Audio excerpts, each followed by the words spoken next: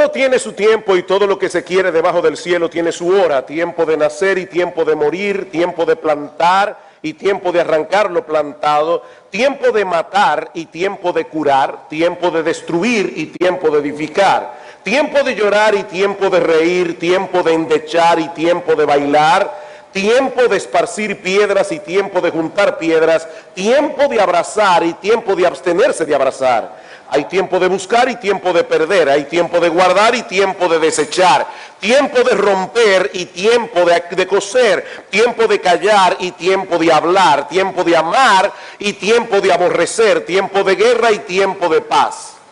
¿Qué provecho tiene el que trabaja de todo aquello en que se afana? Yo he visto el trabajo que Dios ha dado a los hijos de los hombres para que se ocupen en él. Todo lo hizo hermoso en su tiempo y ha puesto eternidad en el corazón de ellos, sin que alcance el hombre a entender la obra que ha hecho Dios desde el principio hasta el fin.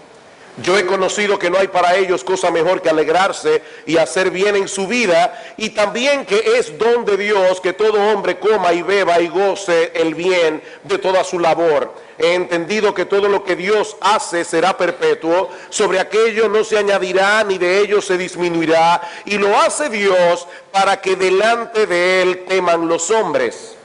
Aquello que fue ya es, y lo que ha de ser fue ya, y Dios restaura lo que pasó. En el año 1988, el poeta inglés William Ernest Henley publicó un poema sin título que luego sería conocido como Invicto, y que no es otra cosa que un himno, una oda de exaltación al espíritu de lucha, al espíritu de resistencia del ser humano. El expresidente sudafricano Nelson Mandela llevó consigo una copia de este poema durante los más de 27 años que duró su encarcelamiento, la mayoría de ellos en la prisión de Robben Island, como vimos recientemente en una película que se tituló precisamente de esta manera, Invicto. El poema dice en su última estrofa: no importa cuán estrecha sea la puerta ni cuán cargada de castigos la sentencia, soy el amo de mi destino, soy el capitán de mi alma. En otras palabras, en el carro de mi existencia, yo voy sentado en el asiento del conductor, no en el asiento del pasajero. Yo soy el amo y el capitán de mi vida. Ahora, ¿es realmente así? Mis hermanos y amigos, ¿es verdad que nosotros tenemos el control en nuestras manos? Bueno, Salomón responde esta pregunta en el capítulo 3 del libro de Eclesiastés, que vamos a estudiar en esta mañana. Esta es una de las porciones más conocidas del libro y, por cierto, es una de las porciones más mal interpretadas. Este pasaje consta de dos partes. La primera, los versículos 2 al 8, es un poema que gira en torno a la idea del tiempo. La palabra tiempo se repite 29 veces en los primeros 8 versículos del capítulo 3 y una vez más en el capítulo 11. Y luego Salomón nos da algunas observaciones, de lo que él acaba de decir en el poema en los versículos 9 al 15. Ahora bien, ¿es este pasaje una exhortación para nosotros a hacer cada cosa en el momento apropiado, como mucha gente cree que este pasaje enseña? Cada cosa debe ser hecha en su tiempo, en el momento oportuno. Me decía alguien que en el colegio cristiano Logos, este es un versículo que se usa mucho para decir a los niños: niños, hay tiempo para hablar y hay tiempo para callar.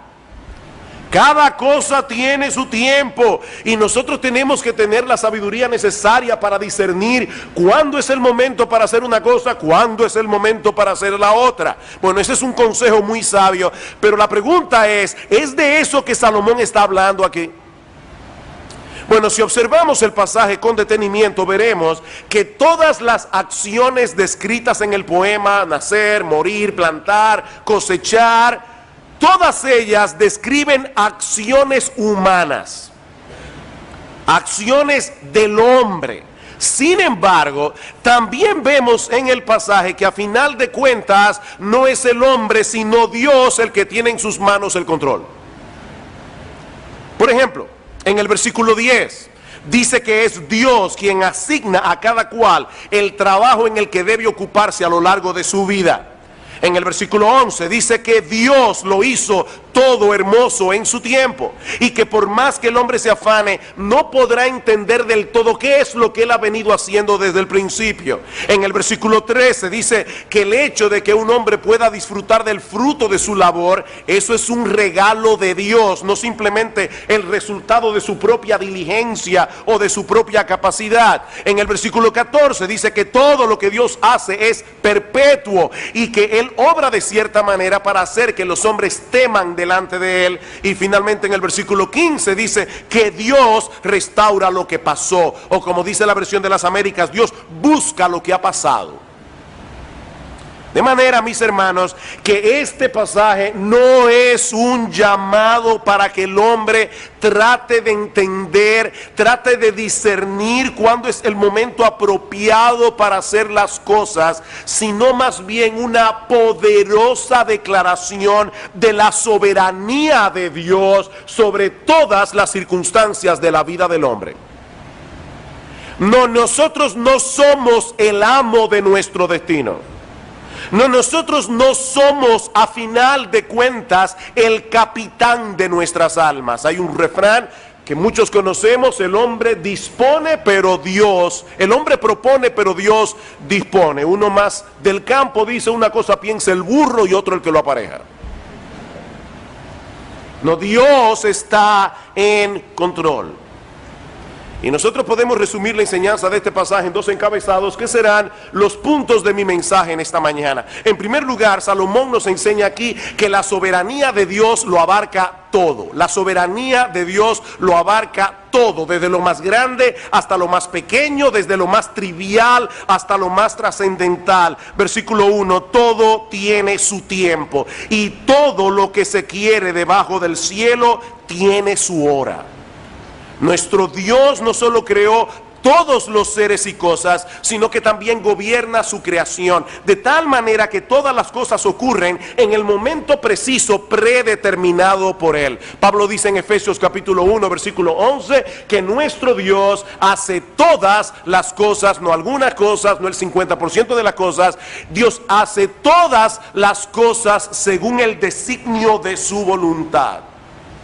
Todas las circunstancias de nuestras vidas se encuentran bajo el control providencial de Dios. Es por eso que alguien definió el tiempo, y esta definición me encantó. Dice: el tiempo es un fragmento de la eternidad dado por Dios al hombre como una solemne mayordomía.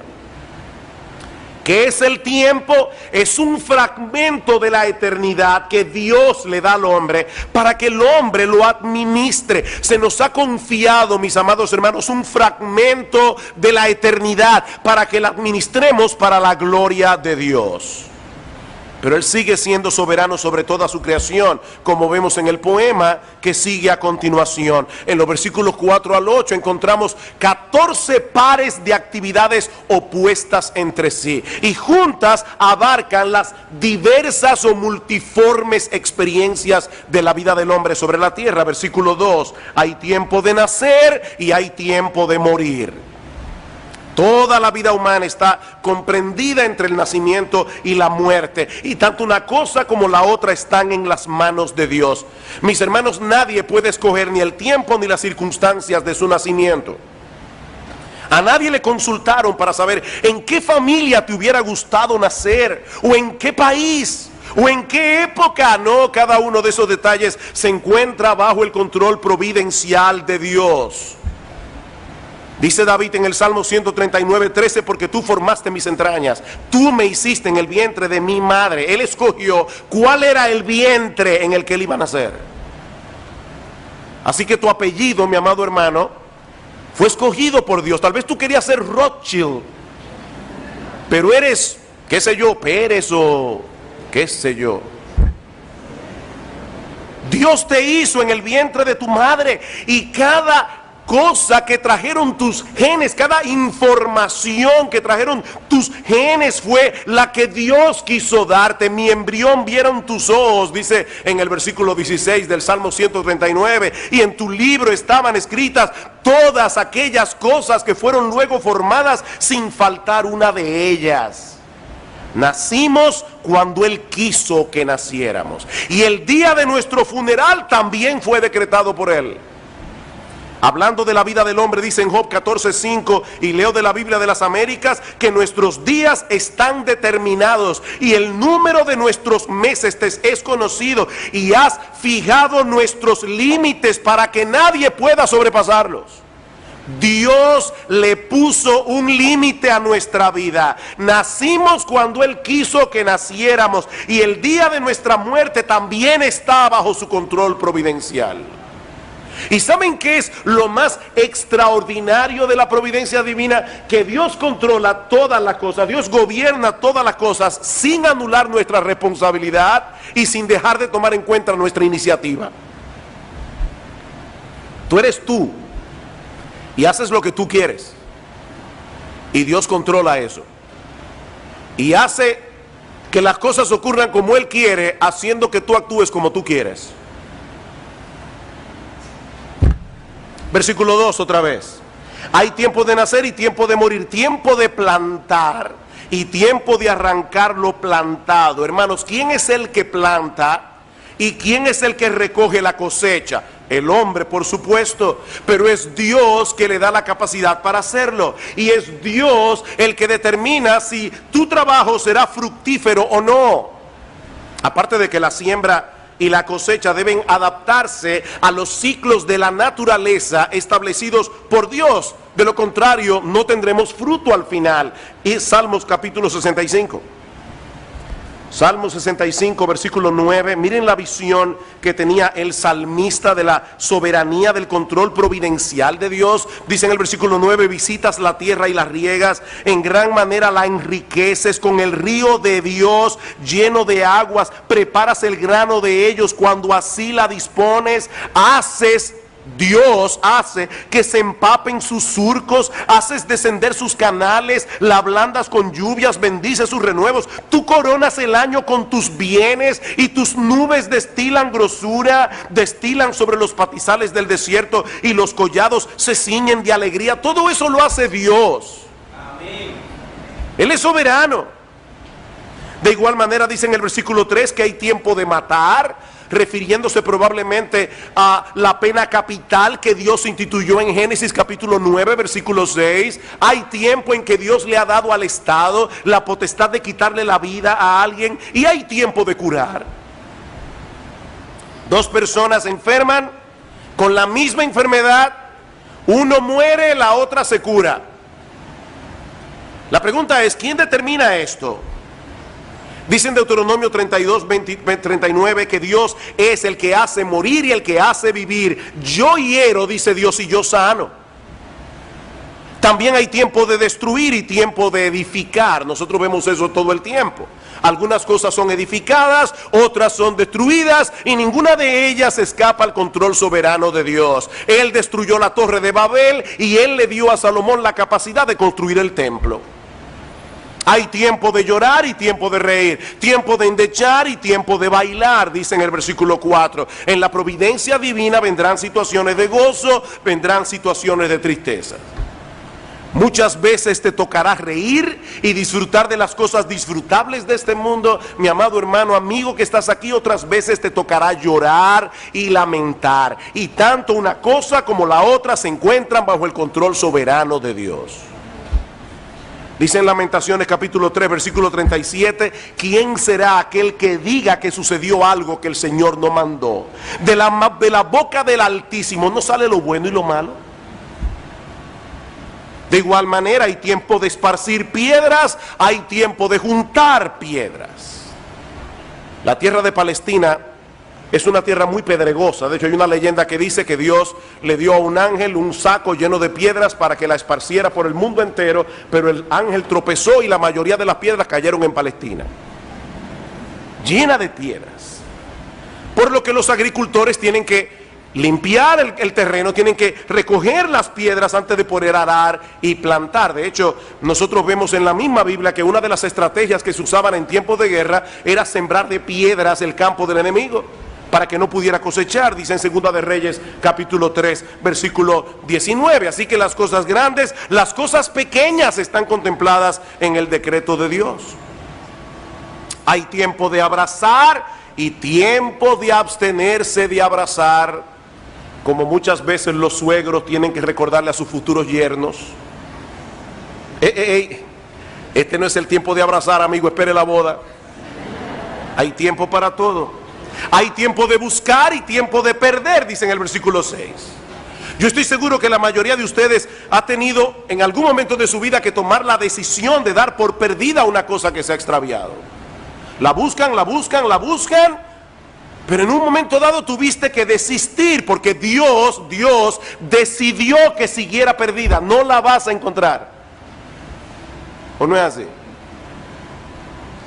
Y muy relacionado con esto dice al final del versículo 6 que hay tiempo de guardar y hay tiempo de desechar. Y alguien decía que este versículo nos da autoridad bíblica para vender todo lo que ya no se usa en casa, o para regalarlo a otro que lo necesite. No podemos retenerlo todo el tiempo.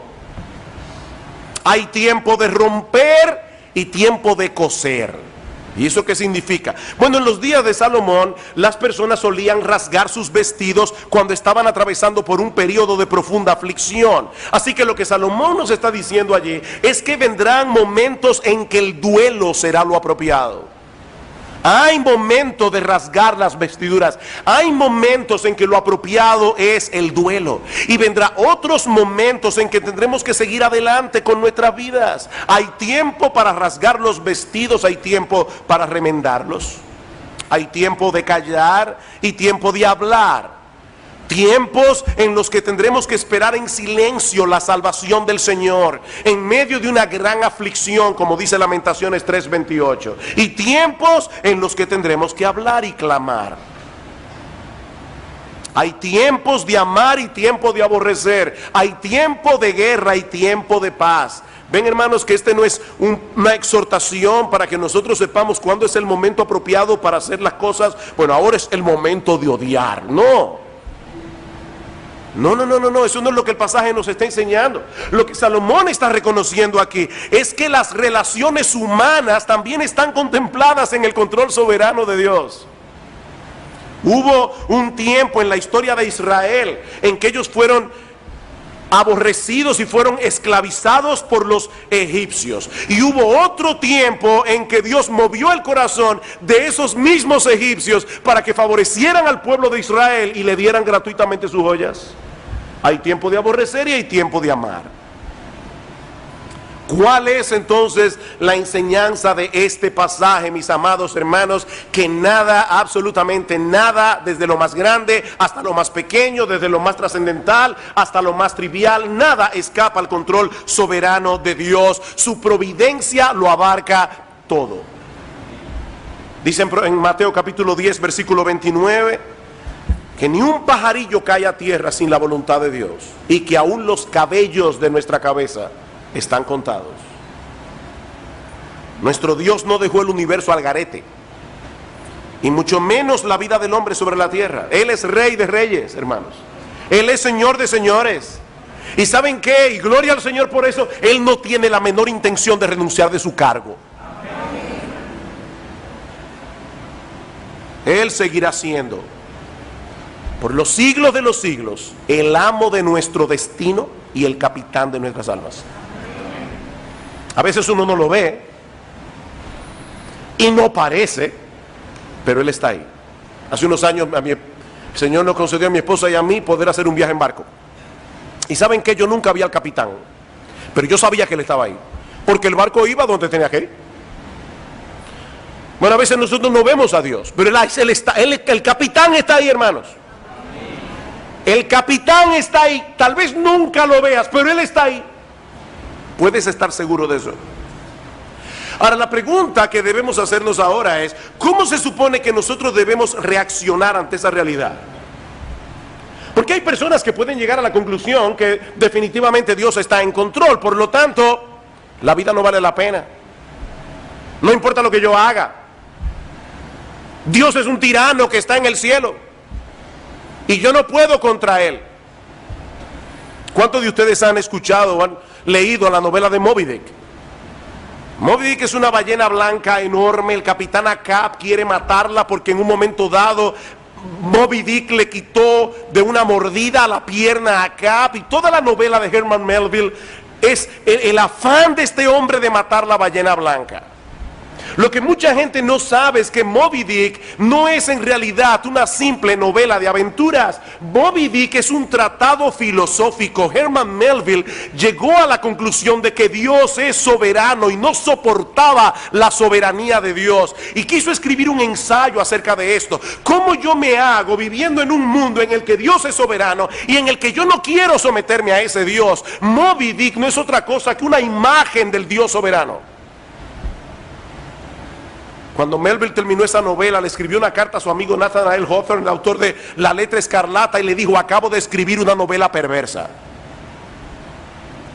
No es una simple novela de aventuras. Es el hombre que se enfrenta ante la realidad de que Dios es soberano. Yo no puedo con Dios. La pregunta es: ¿cómo debemos reaccionar ante la realidad de que todas las cosas que ocurren en la vida, todas las circunstancias de nuestra existencia están bajo el control soberano de Dios? Versículo 9. ¿Qué provecho tiene el que trabaja de aquello en que se afana? Si toda nuestra vida se desarrolla bajo los designios de la providencia de Dios, ¿en verdad podemos por nosotros mismos cambiar el curso de los acontecimientos y hacer que las cosas ocurran como nosotros queremos que ocurran? ¿De verdad tenemos esa capacidad? Dice en Eclesiastés capítulo 9 versículo 11: no es de los ligeros la carrera, ni la guerra de los fuertes, ni aun de los sabios el pan, ni de los prudentes las riquezas, ni de los elocuentes el favor, sino que tiempo y ocasión acontecen a todos dentro del marco de la soberanía de Dios. ¿Quiere esto decir que da lo mismo lo que hagamos en la vida o lo que dejemos de hacer, porque a final de cuentas será lo que será? No, mis hermanos. De hecho, en este mismo pasaje de Eclesiastés capítulo 9, en el versículo anterior, el versículo 10, Salomón dice que todo lo que te viniere a la mano para hacer, hazlo según tus fuerzas. Y unos versículos más adelante dice que la sabiduría es mejor que las armas de guerra. ¿Saben por qué? Porque los hombres sabios tomarán buenas decisiones, y las buenas decisiones suelen producir buenos resultados. Ahora, lo que este pasaje nos está enseñando, mis amados hermanos, amigos que están aquí en esta mañana, es que creer que las cosas dependen enteramente de ti, tarde o temprano te llenará de confusión y de angustia, porque nuestra vida depende de un montón de factores que nosotros no controlamos, que no los controlamos. Un virus de gripe puede echar a tierra el plan mejor planificado. Un virus de gripe. No somos el capitán de nuestras almas. El destino de nuestra vida no está en nuestras manos.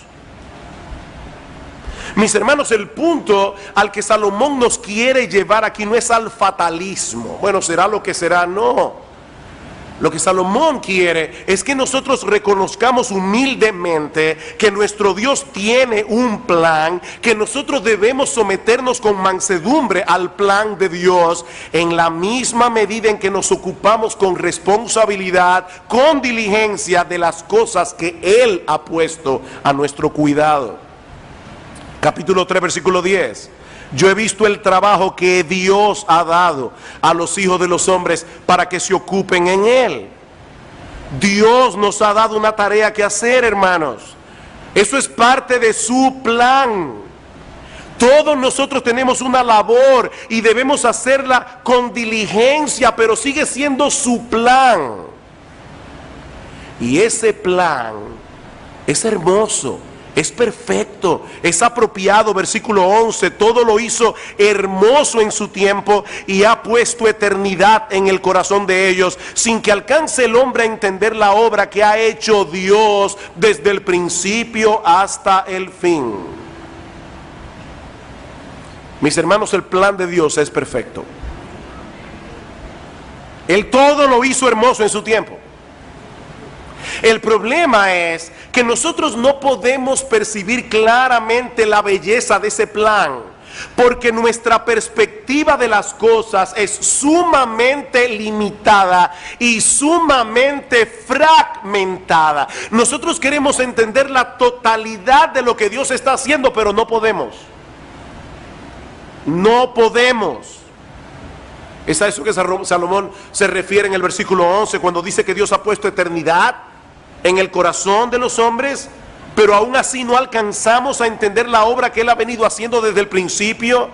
Como bien ha dicho alguien, nosotros nos parecemos a los miopes que avanzan a tientas a través de un lienzo, de un cuadro de vastas proporciones, en nuestro afán por llegar a captar hasta los más mínimos detalles de su diseño. Nosotros distinguimos lo suficiente como para poder reconocer en parte la cualidad de su textura, pero el diseño total del cuadro escapa a nuestra percepción. Nunca podemos distanciarnos lo necesario como para poder contemplar el cuadro como Dios lo ve. Él está viendo el todo, nosotros vemos una pequeña parte. Y ese es el gran problema del hombre sin Dios. Él desea comprender cuál es el sentido y propósito de todo lo que sucede a su alrededor, pero siempre termina en un callejón sin salida. Le faltan piezas para armar el rompecabezas. Estamos atrapados en el tiempo, pero tenemos eternidad en el corazón. Y esa es la razón por la que ninguna cosa de este mundo puede proveernos satisfacción permanente. Yo sé que esta frase se ha dicho mucho, pero porque se diga mucho no deja de ser verdad. Mi amigo, tú y yo tenemos en el corazón un hueco del tamaño de Dios. Tú puedes tratar de llenarlo con sabiduría, con títulos académicos, con placeres, con diversiones, con riquezas, con posesiones, fama, popularidad. Ese hueco es del tamaño de Dios. Nada lo va a llenar excepto Dios. A mí me encanta cómo lo dice C.S. Lewis en su libro Mero Cristianismo. Escuchen esto: si encuentro en mí mismo un deseo que nada de este mundo puede satisfacer, la explicación más probable es que fui hecho para otro mundo. Sigue diciendo Lewis: si ninguno de mis placeres terrenales lo satisface, eso no demuestra que el universo sea un fraude. Probablemente los placeres terrenales nunca estuvieron destinados a satisfacer esos deseos, sino a excitarlos, a sugerir lo auténtico. Y en otro lugar, en otro libro, Lewis describe este anhelo, y esto sí que es precioso.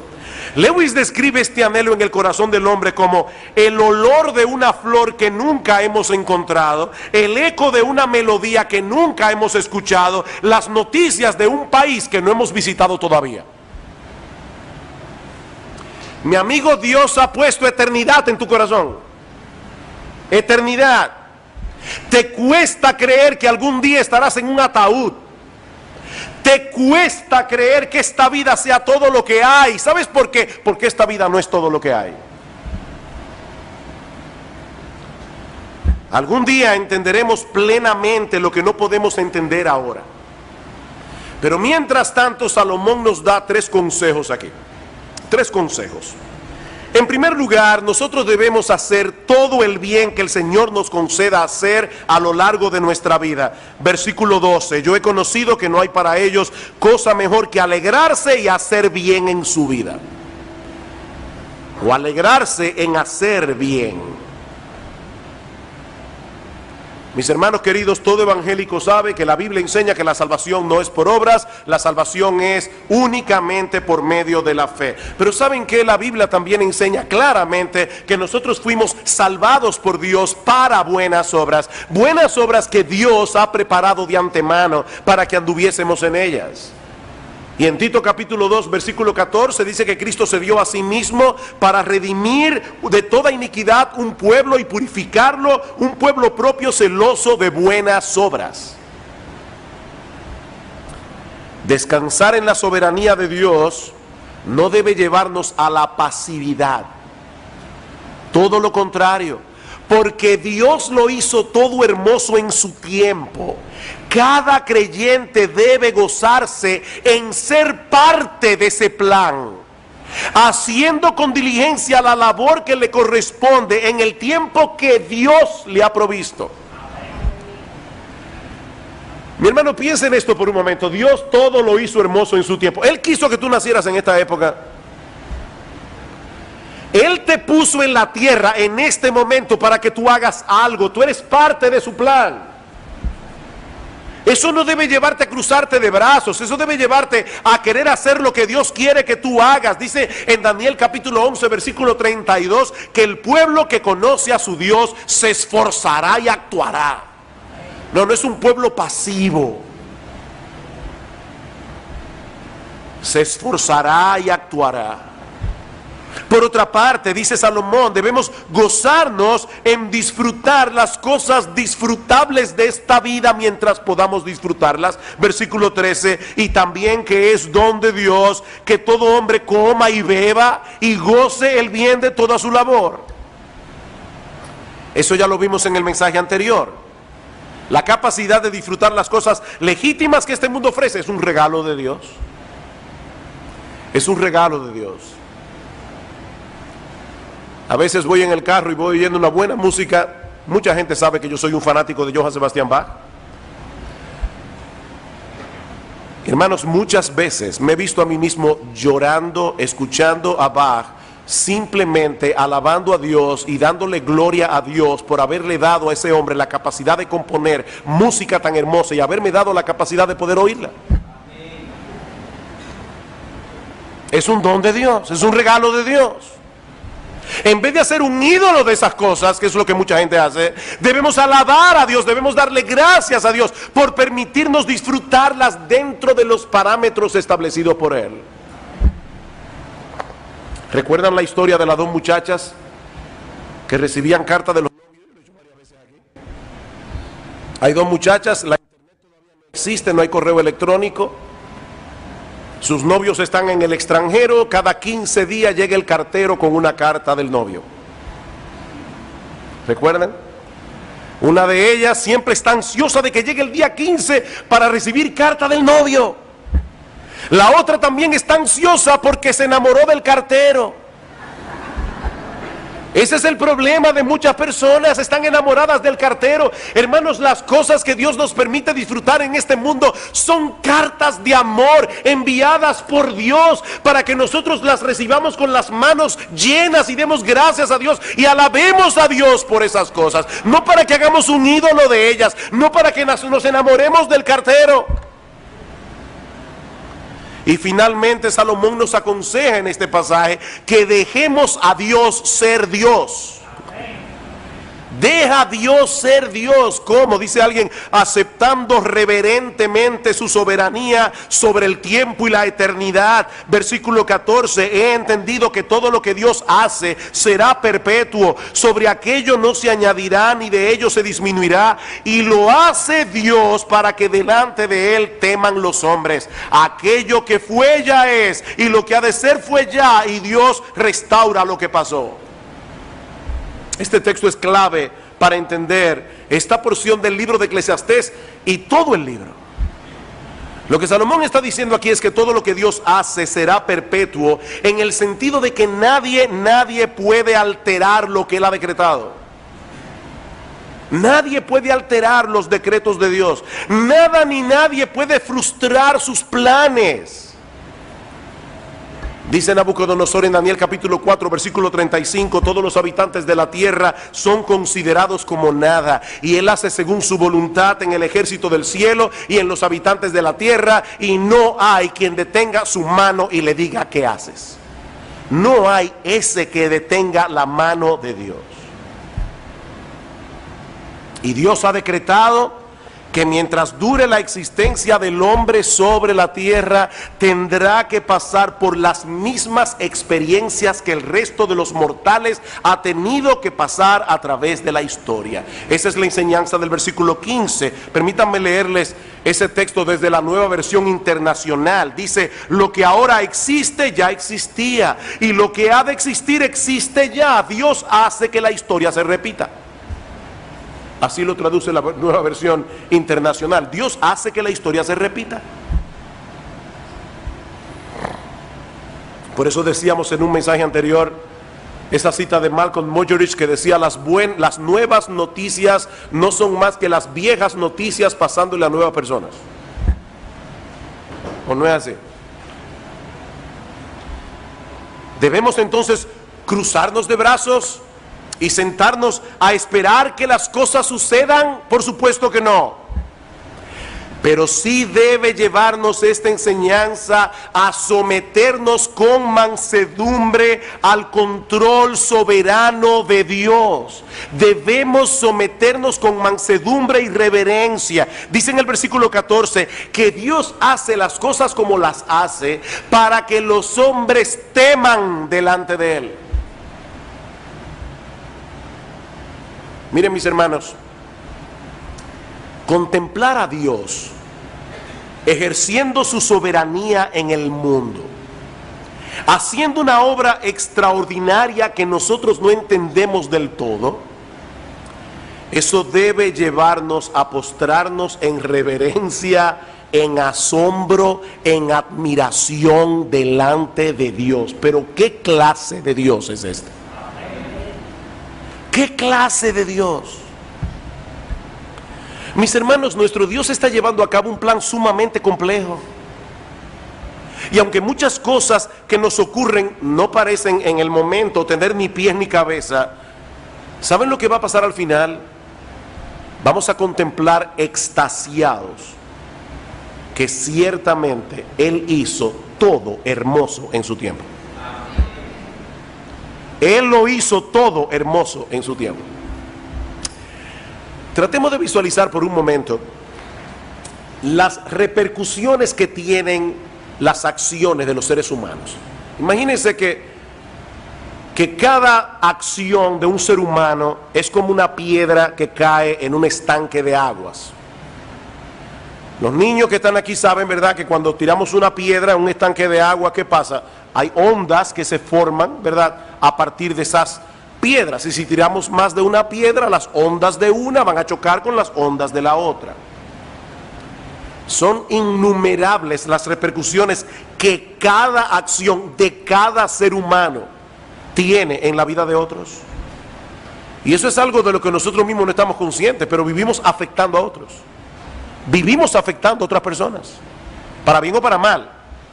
Ahora vamos a suponer que en vez de una piedra sean 10 piedras las que han caído en el estanque, y tratemos de visualizar cómo las ondas de estas 10 piedras interactúan unas con otras. Pero ¿qué tal si en vez de 10 fueran 100 piedras, o 1000 piedras, o 1.000.000 de piedras, o 6 billones de piedras en un estanque? Eso nos da una idea aproximada de la enorme complejidad de la providencia divina que gobierna cada una de esas ondas, todo para su gloria y para el bien de su pueblo. ¿Te lo puedes imaginar? Y todo eso, repito, sin eliminar en absoluto la responsabilidad humana.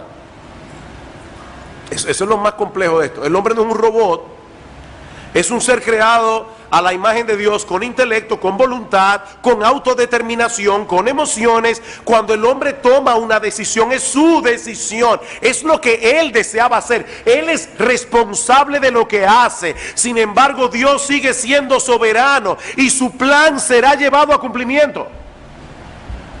Hermanos, cuando los hermanos de José vendieron a José, lo hicieron porque lo odiaban, lo hicieron por envidia. Ellos hicieron lo que quisieron. ¿Saben lo que hizo Dios? Dios dejó que los hermanos de José obraran conforme a la impiedad de su corazón. Dios dejó que la envidia de ellos siguiera su curso, porque la envidia de los hermanos de José iba a llevar a cabo el plan de Dios. Y finalmente José tiene que decir a sus hermanos: no me enviasteis vosotros aquí, Dios me envió acá para preservación de vida. ¿Qué clase de Dios es nuestro Dios, hermanos? Como dice Pablo en Romanos capítulo 11 versículo 34, ¿quién entendió la mente del Señor? Y por supuesto la respuesta es nadie. ¿Quién entendió la mente del Señor? No, nadie entendió ni entenderá jamás la mente del Señor. No completamente. Sus juicios son insondables, sus caminos son inescrutables, dice Pablo. O como dice el profeta Isaías, su entendimiento no hay quien lo alcance. Isaías 40:28. Su entendimiento no hay quien lo alcance. Hace un momento decíamos que el hombre es como un miope contemplando un pequeño pedazo de un enorme tapiz. Déjeme complicárselo un poquito más. No, nosotros no somos como un miope tratando de entender un cuadro enorme, un tapiz enorme. No, es peor que eso. Estamos viendo el tapiz por la parte de atrás, de este lado del cielo. Para nosotros es como una maraña de hilos. ¿Han visto un tapiz de esos tejidos? Uno lo contempla por atrás y lo que uno ve es una maraña de hilos que no sabemos ni de dónde viene ni para dónde va. Pero ¿saben qué, mis hermanos? ¿Saben que algún día nosotros veremos el tapiz por delante? Y nosotros percibiremos, como ahora no podemos percibirlo en este cuerpo mortal, la complejidad, la hermosura de su diseño. Y nosotros alabaremos a Dios y le daremos gloria por cada hilo, le daremos gloria por cada color, por cada textura. Ahora, ¿saben qué, mis amados hermanos? No tenemos que esperar hasta llegar al cielo para comenzar a alabar a Dios y descansar en Él. El creyente anda por fe, no por vista. Y por medio de su palabra, ya nosotros conocemos lo suficiente de Dios como para decir junto con el salmista en el Salmo 46, Dios es nuestro amparo, nuestra fortaleza, nuestro pronto auxilio en las tribulaciones. Por tanto, no temeremos aunque la tierra sea removida, se traspasen los montes al corazón del mar, aunque bramen y se turben sus aguas a causa de su braveza. No temeremos. Dios está en control. No, nunca podremos entender plenamente los pensamientos y caminos de Dios, pero sí podemos confiar en Él aunque la vida duela, porque nuestro Dios es infinitamente sabio, nuestro Dios es infinitamente digno de confianza. ¿Quieres ver un ejemplo extraordinario de cómo Dios ejerce su control providencial sobre las circunstancias de esta vida para llevar a cabo sus decretos soberanos? Estudia la vida del Señor Jesucristo. Estudia la vida de Cristo. Pablo dice en Gálatas capítulo 4 versículo 4: cuando vino el cumplimiento del tiempo, Dios envió a su Hijo, nacido de mujer y nacido bajo la ley. El Señor Jesucristo nació en el momento preciso en que debía nacer, cuando ya todo estaba preparado para ese evento. Y luego esperó pacientemente 30 años, el momento preciso para darse a conocer al pueblo de Israel. ¿Y cuáles fueron las primeras palabras que Cristo predicó en su ministerio público? Marcos 1:15: el tiempo se ha cumplido y el reino de Dios se ha acercado, arrepentíos y creed en el evangelio. El tiempo se ha cumplido. Cristo tenía un horario establecido por Dios. Es por eso que cuando los judíos quisieron echarle mano antes del momento trazado por Dios en su calendario, dice en Juan capítulo 7 versículo 30 que no pudieron hacerlo porque aún no había llegado su hora. No había llegado su hora. Cristo iba a dar su vida en la cruz del Calvario, pero en el tiempo de Dios, no en el tiempo nuestro. Dice en Juan 13:1, perdón, que antes de la fiesta de la Pascua, sabiendo Jesús que su hora había llegado, ahí le lavó los pies a los discípulos y orando al Padre en Juan capítulo 17, versículo 1, dice el Señor: Padre, la hora ha llegado, glorifica a tu Hijo para que también tu Hijo te glorifique a ti. Es por eso que Pablo dice en Romanos 5:6 que Cristo a su tiempo murió por los impíos. A su tiempo. Conforme a ese calendario divino, resucitó de los muertos al tercer día, ascendió a los cielos, está sentado a la diestra de Dios. ¿Y saben qué, mis amados hermanos? En el momento preciso Jesucristo volverá. Amén. Volverá. Primera Timoteo capítulo 6, versículo 13. Me encanta este pasaje. Primera Timoteo capítulo 6, versículo 13. Timoteo, te mando delante de Dios que da vida a todas las cosas, y de Jesucristo que dio testimonio de la buena profesión delante de Poncio Pilato, que guardes el mandamiento sin mácula ni reprensión hasta la aparición de nuestro Señor Jesucristo, la cual a su tiempo mostrará el bienaventurado y solo soberano Rey de reyes y Señor de señores. Jesucristo volverá y volverá a su tiempo. Amén. Queridos hermanos, nosotros podemos confiar en el Señor y podemos dejar en sus manos las circunstancias de nuestra vida, porque Él sabe lo que Él está haciendo. Él sabe, y Él sabe cuándo es el momento apropiado para llevar a cabo cada cosa. A veces nos da la impresión de que Dios está tardando demasiado. ¿Qué es lo que pasa? No, mis hermanos, nuestro Dios nunca llega tarde. Nuestro Dios nunca llega tarde. Él lo hace todo hermoso en su tiempo.